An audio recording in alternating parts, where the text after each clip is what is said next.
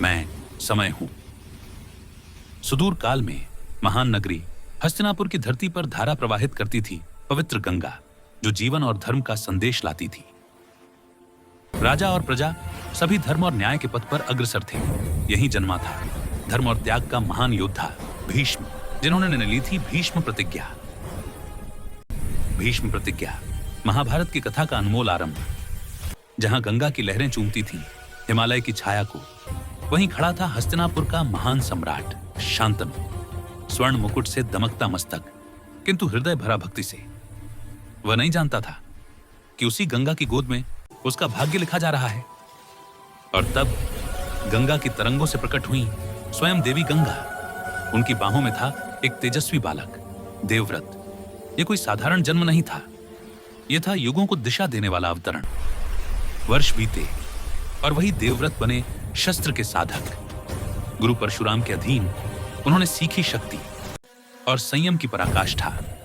उनके तीर वायु को चीरते और हृदय को स्थिर करते थे।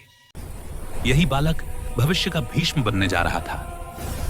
हस्तिनापुर के प्रांगण में जब देवव्रत ने सिंहासन संभाला तो सूर्य भी ठहर गया उसकी आभा देखने। वह युवराज था और उसकी दृष्टि में धर्म का तेज झलकता था। वह केवल राजा का पुत्र नहीं था, वह स्वयं राज्य की आत्मा था। फिर आया वह क्षण जब प्रेम और भाग्य एक हुए।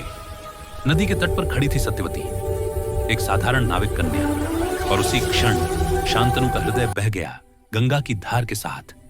उन्हें क्या पता था कि यह प्रेम इतिहास की सबसे बड़ी प्रतिज्ञा को जन्म देगा।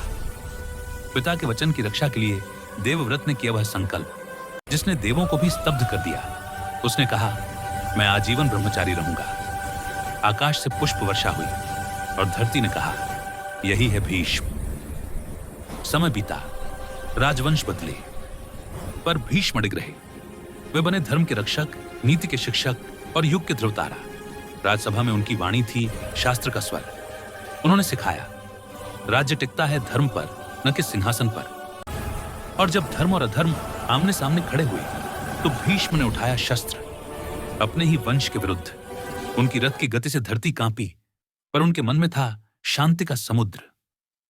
अर्जुन के बाण जब आकाश को चीरते हुए गिरे, भीष्म का शरीर छलनी हुआ, पर उनका मुख मुस्कुराया। वह क्षण था जब धर्म स्वयं परीक्षा में था। बाणों की शैया पर लेटे उन्होंने युधिष्ठिर को धर्म का सार सुनाया। उन्होंने कहा, राजा वही जो सत्य पर टिके। वह केवल एक योद्धा नहीं था, वह था धर्म का जीवंत रूप। उसका नाम भीष्म था और उसकी प्रतिज्ञा अमर।